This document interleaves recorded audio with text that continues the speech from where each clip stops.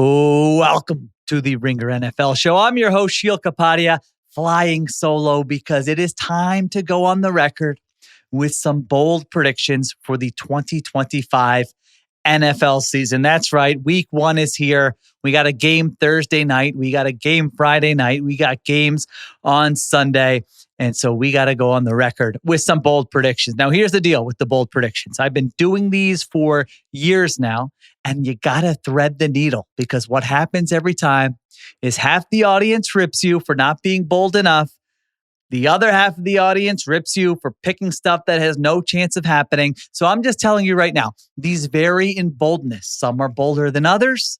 They are all things that I actually believe in. And for the most part, I think these are things that we have not totally covered on the podcast so far. So we're going to get to that. Quick reminder, spread the word. Again, the season is here. So if you're enjoying the show, tell your friends, tell your neighbors, tell strangers on the street. Follow us, Ringer NFL on YouTube, Ringer NFL Show on Instagram. The daily pods have been a lot of fun so far, and we are just getting started. All right, let's take a break. We come back and we get to our bold predictions for the 2025 NFL season. This is the Ringer NFL Show presented by FanDuel, and the NFL is officially back. So if you're going to be in it with FanDuel. They've got the goods, futures, live betting, SGPs, your way bets, all of it. The app's clean, it's fast, and yeah, when you win, you get paid instantly, which is nice because Sunday patience doesn't exist. So get your bets in, build something bold, and make every game feel bigger. Download the FanDuel app or head to fanduel.com/RingerNFL to get started. The Ringer is committed to responsible gaming. Please visit rg-help.com to learn more about the resources and helplines available, and listen to the end of the episode for additional details. Must be 21 plus and present in select states, or 18 plus and present in DC, Kentucky, or Wyoming. Gambling problem? Call 1-800-GAMBLER or visit rg-help.com. Call 1-888-789-7777 or visit ccpg.org/chat in Connecticut. Paid endorsement.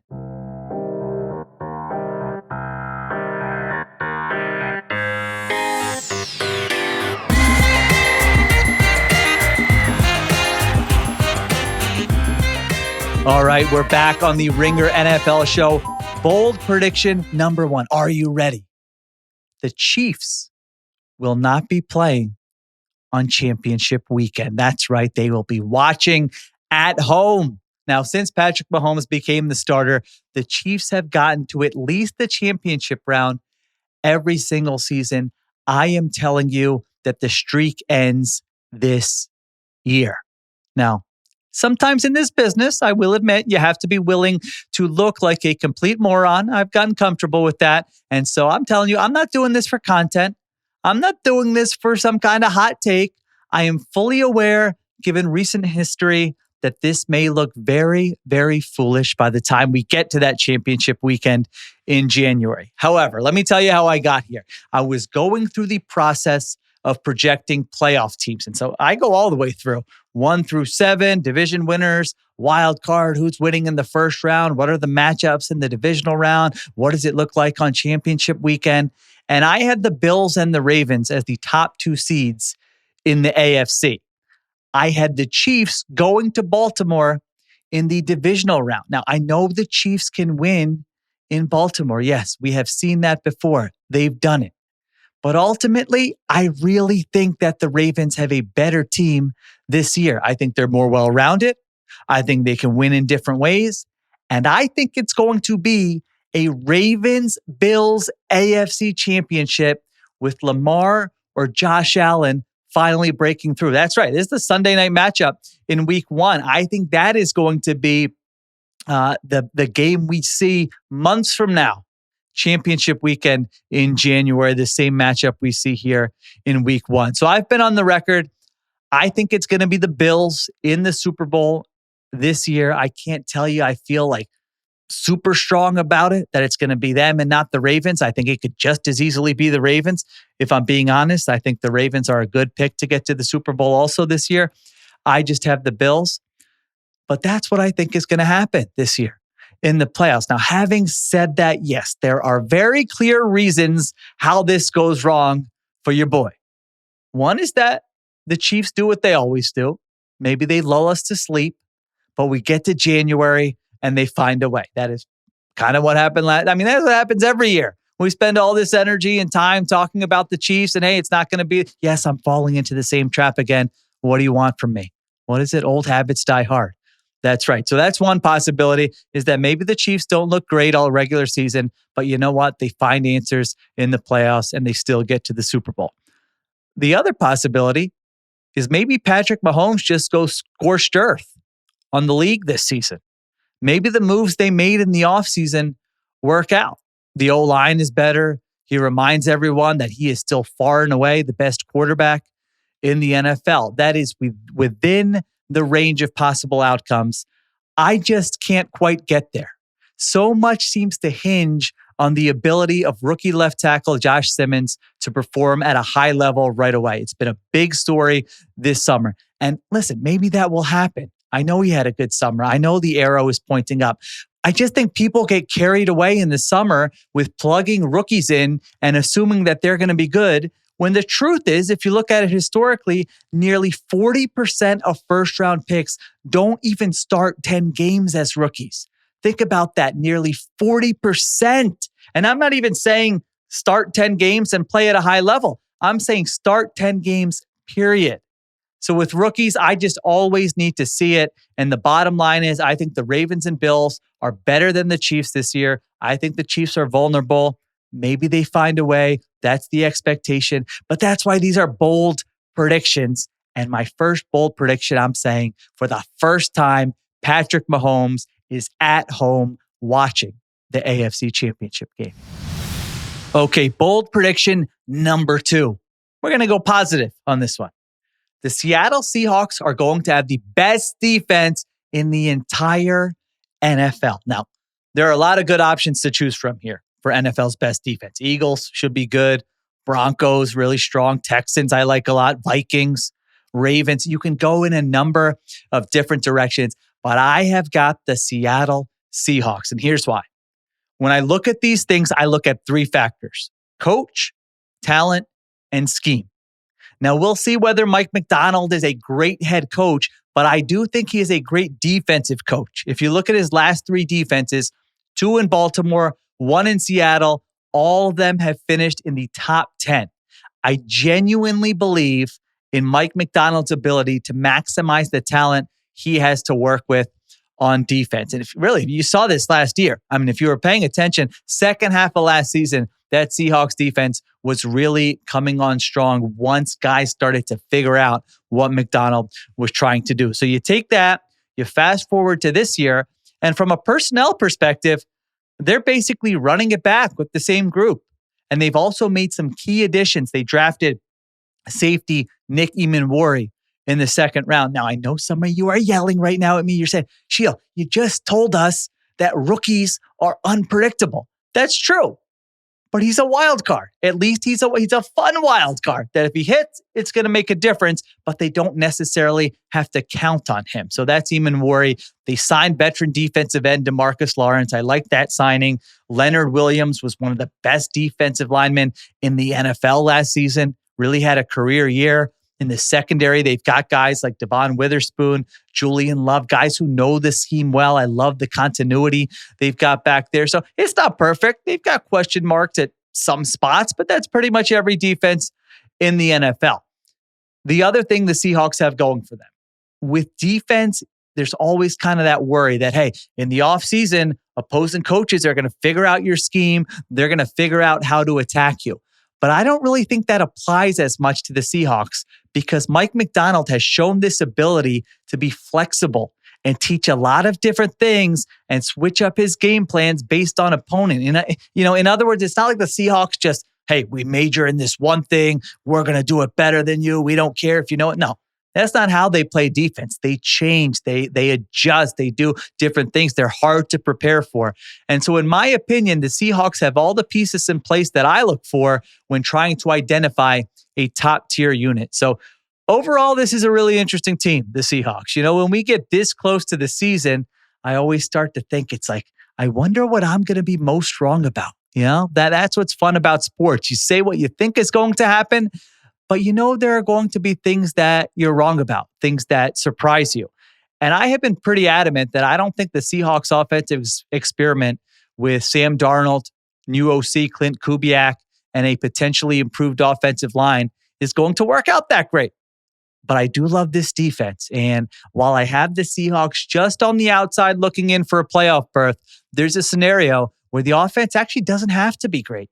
Maybe it just has to be average, okay, and the defense leads the way to the postseason. So that's what I'm paying attention to with the Seahawks. But again, I've got them as the number one defense in the NFL in 2025.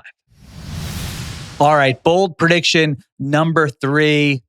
Sorry, I got to be a hater here. Mike McDaniel doesn't last the year in Miami. Now, take it easy. This isn't mean-spirited, Dolphins fans. This is just looking around the league and trying to identify who could be in some trouble. It's a worthwhile exercise. Every preseason, it's good to look, hey, who's really kind of coaching for their jobs this season? Now, last year, I thought Nick Sirianni was one of those guys in Philadelphia, and we saw how that turned out. So you still have agency in how these things turn out, even if you are on the hot seat. But all we can do is project based on the information we have at this very moment. And when you go through the exercise, McDaniel really stands out, Who else could you point to? Maybe Shane Steichen in Indianapolis. The Giants, could they clean house if things fall apart? But I looked around and McDaniel really felt like the top candidate. And let me be clear here. It's not because he's the worst coach out of all these coaches or he's a disaster. He's 28-23 as a head coach. He's made the playoffs twice in 3 seasons. And, coaches have kind of cycled in and out of Miami and not had a lot of success. So it's not that he's been a train wreck. He's actually had some success there with the Dolphins, but I'm trying to project, and this feels like a train that could go off the tracks in a hurry. Being a head coach is about more than just scheming, and we know McDaniels can scheme.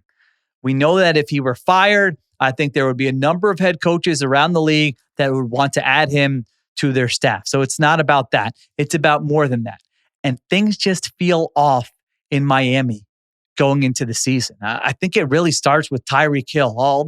It goes back to the end of last season, when he takes himself out of the game in week 18, he indicates he wants to be traded. He later comes back. Then he apologizes. Tua says, hey, Hill, he's got to work to rebuild his trust with his teammates. And then just in recent days here, Dolphins chose captains and Hill was not chosen for the first time in his career in Miami. So it just feels to me like a situation with the Dolphins where, are we sure Tyreek Hill is still on that team after the trade deadline? I'm not. I don't know how that's going to go for Tyreek Hill. So that's one part of it. Defensively, the Dolphins, they just have a banged up secondary, specifically cornerback. They had an assistant coach in Ryan Crow who is on leave following an arrest last week. And don't forget that this is the organization that they parted ways with Vic Fangio last offseason. And then Fangio goes to the Eagles and he helps them win a Super Bowl. I mean, that's the type of thing that NFL owners take notice of. So that's another thing. I was kind of looking at that defense, and it's not that, they did a bad job with their coordinator last year. I thought he actually did a good job, Anthony Weaver, but it's just, you look at those things and you wonder how that defense is going to look in 2025. And then the last thing, I look at their backup quarterback situation, which this would make me furious, honestly, if I were a Dolphins fan, that you have a starter in Tua that when he starts, you win a lot of games, but or you don't know, but you can project that based on history, he might miss around at least 4 games per season. So you should really be buttoned up in that backup quarterback situation. And they're going with Zach Wilson. And if you want to talk me into Zach Wilson, that's fine. I'm not going to believe it, but you can try to talk me into Zach Wilson. And so having him as the backup plan, that makes me very nervous. So it's a lot of stuff that's adding up. And again, it feels like a team that's going in the wrong direction. Now, maybe they look okay early on. Schedule isn't that bad early, but then they have this stretch, weeks 9 to 11, where they have the Ravens, the Bills, the Commanders before their bye, one Thursday night game, one international game. So 2 standalone games on national TV. And I just wonder what things are going to look like for them at that point in the season. So we haven't spent a lot of time talking about the Dolphins in recent weeks, honestly, because it feels like their ceiling is low. I don't know anybody who's like, oh, watch out for the Dolphins in the AFC. It's like, all right, if things go well, yeah, could they win 9 or 10 games and make the playoffs? Sure. But there's no reason to trust that they're going to do anything in the playoffs. We've seen that for years. So unless they prove everyone wrong, you should just assume that what has happened previously will happen again. And then you look at the other end of it, and it feels like the bottom could fall out at some point this season. And if that happens, Miami could very well go in a different direction and make a coaching move. So that is bold prediction number 3. Mike McDaniel does not last this season in Miami. All right, let's take a break. We come back. We will get to bold prediction number 4. The Ringer NFL show is brought to you by FanDuel. The NFL is back, and FanDuel is making week 1 even bigger with a chance to win a share of $2 million in bonus bets every game day. That's right, $2 million. Here's how it works. Opt in and place an anytime TD bet on any week 1 NFL game using your profit boost. And if the player you pick scores either the first or the last touchdown of the game, you'll earn a share of $2 million in bonus bets. First touchdown, you're in. Last touchdown, you're in. Both, even better. It's just one more reason to bet on the NFL with FanDuel. So whether you've got a feeling about that opening drive or you're banking on a clutch finish, now's the time to get in the game. Thursday night, Jalen Hurts. Is that too easy for an anytime touchdown? How about AJ Brown? Maybe they get him involved. So visit FanDuel.com/RingerNFL to download the app today and get started. FanDuel, an official sportsbook partner of the NFL. Must be 21 plus and present in select states, or 18 plus and present in DC, Kentucky, or Wyoming. Opt in. Must apply profit boost token on select market. Prize pool to be split equally among all eligible participants who made the correct first or last TD pick. Bonus issued as non-withdrawable bonus bets, which expire 21 days after receipt. Restrictions apply. See terms at sportsbook.fanduel.com. Gambling problem? Call 1-800-GAMBLER or visit rg-help.com. Call 1-888-789-7777 or visit ccpg.org/chat in Connecticut. Okay, bold prediction number 4. Kyle Shanahan wins Coach of the Year. Now, I'm going to take you a little behind the scenes here for a second. I initially had Pete Carroll for this prediction. And then I said, well, let me double check here, do a little bit more work, figure out who actually wins this award most years. So I went back and I looked at the last 10 years, Coach of the Year, and there are 2 key factors to win the award. 1, your team makes a big jump from their win total from the previous season. So on average, it's about 6 more wins from one season to the next. For 9 of the last 10 winners, it's been at least 4 wins. So you got to make that type of jump just in the standings, just with your record. And I think Pete Carroll could do that. But factor number 2 is the team needs to be really good, not just kind of good. So it's not just the jump in the win total. It's 9 out of the last 10 coaches who have won Coach of the Year, their teams won at least 11 games. 11 games. So Brian Daboll in 2022 with the Giants, the only exception, the Giants went 9-7-1. He still won Coach of the Year.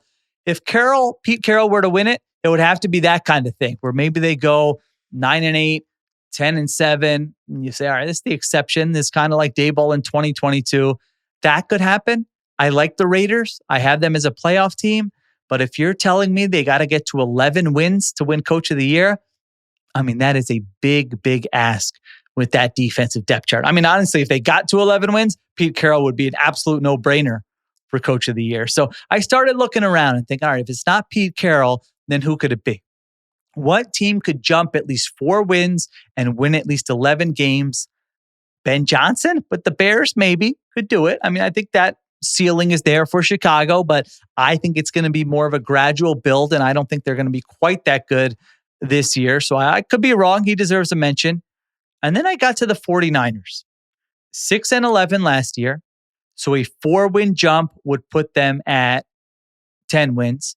And we've talked about it a bunch. They could get to 11, given how easy their schedule is. So checks both those boxes. Jump in win total. Can he get to 11 wins? So he checks both of those. And then finally, I was thinking, Kyle Shanahan has never won this award. I mean, it's a very weird award when you look at the list. It's certainly not the best coaches in the NFL. And Kyle Shanahan has been a very good coach. He's gotten to the Super Bowl multiple times. He's been an offensive innovator. He's been a great schemer. He's been a great play caller. If they win 11 games, we know who's going to get the credit. It's going to be Kyle Shanahan. So you have that. He's going to get the credit. There's like a lifetime achievement aspect of this. You know, people start, oh, can you believe Matt Nagy won a Coach of the Year award and Jason Garrett won a Coach of the Year award? Kyle Shanahan's never won one. We must right this wrong. Kyle Shanahan. Like you can, the narrative aspect of it, you can totally see with Kyle Shanahan. So I think that's my pick for Coach of the Year, Kyle Shanahan, for those reasons in 2025. All right, bold prediction number 5. Now, this one is a little bit off the wall. I'm warning you now. Kirk Cousins plays meaningful games in December.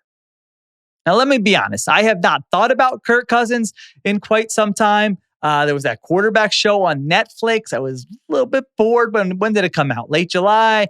Watched a couple episodes. It was okay, but I kind of moved on and I haven't thought about Kirk Cousins since. So if you're like me, little reminder, Kirk Cousins is still on the Atlanta Falcons roster. Can you believe it? I know, it's wild. But I actually do think he is a wild card in the 2025 NFL season, sort of because everybody has forgotten about him. Now, let me be clear. I'm not here to tell you that Kirk Cousins is a great option or a sure thing or anything even close to that. I'm just saying he could be a factor. Now, how could he be a factor? Well, for one, he could be a factor for the Atlanta Falcons. What if Michael Penix Jr. is terrible? What if Michael Penix Jr. gets injured? Remember, this is a guy who had all kinds of injuries in college. That was one of the reasons you wondered about what his career was going to look like in the NFL. And he still has to prove that. He started 3 games last year. Can he stay healthy? Is he durable enough to last through a 17-game season in the NFL? So I like Penix. I have the Falcons as a sneaky playoff team, but there's a chance that he gets dinged up and that Cousins actually plays for the Falcons this season. And a reminder, I think we look back at last year and think, oh my gosh, that was an absolute disaster. And it was in some ways, especially the way the Falcons front office handled it. But on the field, the ending was worse than the entire experience if you zoom out. I mean, they were 7-7 with Cousins last year. I know there was some fluky end of game stuff, but it's not like they were 4-10. And he had some moments where he looked like a good NFL quarterback. So that's one possibility. He sticks with Atlanta and he has a moment with them. There's also a chance that another team suffers a quarterback injury and doesn't love its backup situation and ends up making a call on Kirk Cousins. I was looking around the league. If Brock Purdy were to go down, would Kyle Shanahan go with Mac Jones? Or would they call about Kirk Cousins? But maybe the more interesting one, if J.J. McCarthy were to go down, are the Vikings really content playing Carson Wentz or a rookie when they have this roster, when they have this opportunity? Or would they call about Kirk Cousins, a guy who has played for Kevin O'Connell, a guy who knows the coach, the scheme, the supporting cast? Just something I'm filing away if J.J. McCarthy were to suffer an injury this season. So listen, some of my takes are analytical and reasoned, while others are just based on sort of a hunch and a dart throw. And this one is obviously the latter. It's just me thinking, what I can't get over is that if 41-year-old Aaron Rodgers can get a shot to start with the Pittsburgh Steelers, are we sure that 37-year-old Kirk Cousins is definitely finished? Especially considering that he actually had some moments. I'm telling you, he had. Go watch those games against the Bucs last year. He looked good before everything went downhill. And now he's another year removed from that Achilles injury, which has to count for something. So I kind of feel like Kirk Cousins' agent here. That's not what I'm doing. I'm not pandering. I'm not telling you he's amazing. I'm just telling you, who knows? He's a little bit of a wild card when it comes to the 2025 season, and he could be heard from at some point this year. All right, those were my 5 bold predictions for the 2025 season. Chiefs don't make it to the championship round. Seahawks have the best defense in the NFL. Mike McDaniel gets fired before season's end. Kyle Shanahan wins Coach of the Year, and Kirk Cousins has a moment in December. All right, we'll come back and finish with the Hurry Up. All right, the Hurry Up is our closing segment where I give you a take on news in the NFL. And on Monday, Rams coach Sean McVay said that Matthew Stafford is expected to start in week 1 against the Houston Texans. This summer, I would guess that about 90% of all conversations about the Rams have centered around Matthew Stafford's back. And it's really not that fun to talk about because no one wants him to be hurt. No one wants him to be in pain. He's such a fun guy to watch when he's healthy. And the Rams can be such an interesting team if he's on the field. But Matthew Stafford is 37 years old and back injuries are scary. So having said that, for the first time all summer, we can say that the news is at least somewhat encouraging because after missing nearly a month of camp, Stafford has been practicing and he's expected to be a full practice participant this week, Sean McVay told reporters. So you've got that. Another piece of good news for the Rams, or potentially good news. Left tackle Alaric Jackson, who has been dealing with blood clots, he's expected to give it a go on Sunday, according to Sean McVay. So the only thing to really do right now is treat this as a week-to-week situation with the Los Angeles Rams. You know, Stafford has played through all kinds of pain in his career. Is this just another chapter of him needing to do that or having to do that? Because if it is, the Rams have a chance to make some noise in the NFC.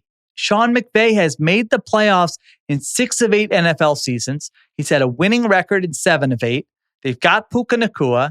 They signed Devontae Adams. They have young, fun pass rushers on defense. On paper, they really do have a team that can compete in the NFC. And I remember back in the spring, a lot of people talked themselves into the Los Angeles Rams as a potential Super Bowl team. Then the Stafford injury, everyone backed off. So we know he could have a setback or an issue at any time. But for now, with the opener just days away, at least the Rams have a chance. And I think if you're a fan, that's all you can really ask for. All right. Appreciate everyone listening. Thanks to Christopher Sutton for producing, Olivia Crerie on social, and additional production supervision by Conor Nevins and Arjuna Ramgopowell. Hopefully you know the deal by now. We are here in your feed every weekday, all season long. So I'll be back tomorrow on the Ringer NFL show. Talk to everyone then.